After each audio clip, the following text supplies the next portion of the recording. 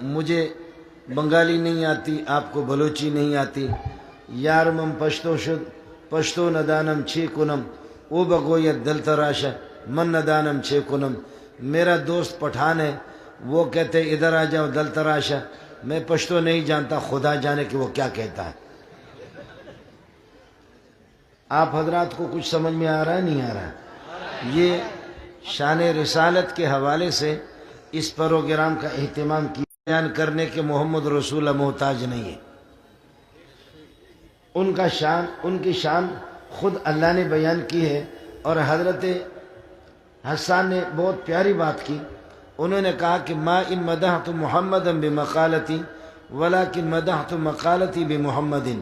میں اپنے اشعار میں محمد کی تعریف نہیں کرتا، میں محمد رسول اللہ کی شان میں کوئی اضافہ نہیں کرتا، بلکہ میں اپنے اشعار کا تعارف محمد کے ذریعے سے کراتا ہوں۔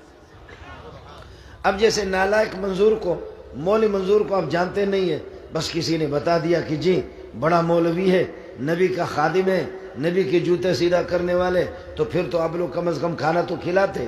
تو ہم مولوی لوگ اپنی مارکیٹ محمد کے ذریعے سے تعارف کراتے لوگوں میں، محمد کے ذریعے سے، صلی اللہ علیہ وسلم کے ذریعے سے اپنی شہرت، اپنی پبلسٹی کراتے ہیں۔ ہماری زبان سے محمد کی شان میں کوئی اضافہ نہیں ہوگا۔ آپ کو بات سمجھ میں آ گئی؟ قرآن نے بڑی پیاری بات کی، فرمایا کہ والقلم وما یسطرون، مجھے اس قلم کی قسم ہے، صوفیہ کا ترجمہ کر رہا ہوں، علماء مجھے گرفت نہ کرے۔ والقلم، مجھے اس قلم کی قسم ہے جو محمد کا نقشہ بنا رہا ہے، اور ما یسطرون، اس نقشے کی قسم ہے، مجھے قلم کی قسم ہے، اس نقشے کی قسم ہے جو فرشتے بناتے ہیں۔ وہ فرشتوں نے یا قلم نے جو نقشہ بنایا وہ محمد کا نقشہ ہے۔ حضرت نانوتوی رحمۃ اللہ نے فرمایا سب سے پہلے مشیت کے انوار سے نقش روئے محمد بنایا گیا، پھر اسی نقش سے مانگ کر روشنی بزم کونوں مکان کو سجایا گیا۔ اگر آپ نے غور کیا ہو، رسول پاک صلی اللہ علیہ وسلم کو کہا جا رہا ہے بار بار سراج منیرہ، کہ آپ چمکتے دمکتے سورج ہیں۔ یاد رکھ لینا، یہ جو تارے ہیں نا، تاروں کے اندر جو روشنی ہوتی ہے وہ بھی سورج کی ہے، چاند کے اندر جو روشنی ہوتی ہے وہ بھی سورج کی ہے۔ یہ پتہ نہیں مولوی کون سے بیٹھے ہوئے، آپ کے سائنسدان بھی بیٹھے ہوئے ہوں گے، ہمارے یہاں مشہور ہے کتابوں کے اندر نور القمر مستفاد من نور الشمس، نور القمر ہے، چاند کی جو روشنی ہے وہ سورج سے حاصل شدہ ہے۔ جیسے کہ آپ کے ایمرجنسی لائٹ ہوتی ہے نا، ایمرجنسی لائٹ کو آپ بجلی کے ساتھ لگاتے ہیں، وہ پاور لیتے لیتے جب بجلی چلی جاتی ہے تو پھر ایمرجنسی لائٹ وہ آپ کو روشنی فراہم کرتی ہے۔ چاند کی جو روشنی ہے، تاروں کی جو روشنی ہے، یہ سب کچھ سورج سے حاصل شدہ ہے۔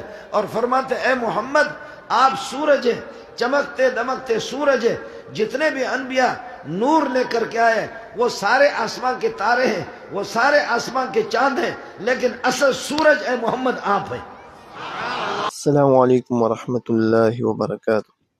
محترم ناظرین کرام، مولانا منظور مینگل صاحب کا یہ بیان حضور علیہ الصلوۃ والسلام کے نور ہونے کے بارے میں، کہ کس طرح ایک نور اندھیروں کو، تاریکیوں کو ختم کر کے اس جگہ کو اجالا کر دیتی ہے، اسی طرح حضور علیہ الصلوۃ والسلام نے بھی اس دنیا جو اندھیرا تھا، جہاں رات ہی رات تھا، جہاں ظلم اور بربریت کا بادشاہت تھی اور ان کا راج تھا، حضور علیہ الصلوۃ والسلام کی پیدائش پر حضور علیہ الصلوۃ والسلام کو نبوت ملتے ہی اللہ رب العزت نے ان کی بدولت اس پورے جہاں کو ظلم کے اندھیروں سے نکال کر اجالا کر دیا۔